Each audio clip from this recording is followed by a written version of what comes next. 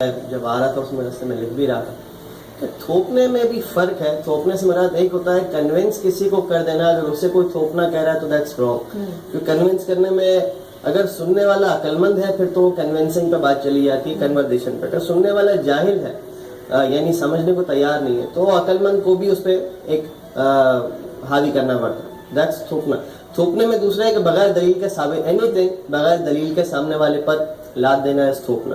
اب اس میں یہ ہے کہ یا تو وہ ثابت کرنا چاہتا نہیں ہے یا اسے ثابت کرنا آتا نہیں ہے. اگر آتا نہیں ہے تو وہ کمیونیکیشن کا پرابلم ہے. لیکن اگر چاہتا نہیں ہے تو پھر اس میں بھی دو چیزیں, یا تو کنونس کرنے والا اپنے آپ کو بہت اوپر سمجھتا ہے کہ جی میں جیسے کالر نے بھی کہہ دیا تھا نا وہ راجن پور سے, عورت کا تو کوئی مقام نہیں. جب اس نے یہ سینٹینس کہا تھا نا کہ مجھے تو کوئی جب فون شروع کرتے ہی اس نے کہا مجھے تو کوئی خیر مجھ پہ کوئی کیا مرضی طاری کرے گا, وہیں سمجھ آتا ہے کہ وہ ایک اکڑو آدمی. لیکن میں گارنٹی سے کہہ رہا ہوں اس شخص نے فورن ایکسپوجر بھی لیا ہوگا, وہ شہر سے ہو کے آیا ہوگا, کیونکہ جب اس نے یہ سینٹینس کہا بیکورڈ ایج ہے.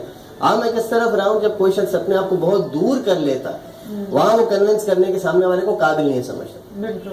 حضرت علی کرم اللہ وجہ کا ایک قول ہے کہ جب بیٹا جوان ہو جائے تو دوست ہو جاتا ہے, اور دوست سے دوستی ایک رات میں نہیں ہے, گریجول ٹائم سے ہوتی.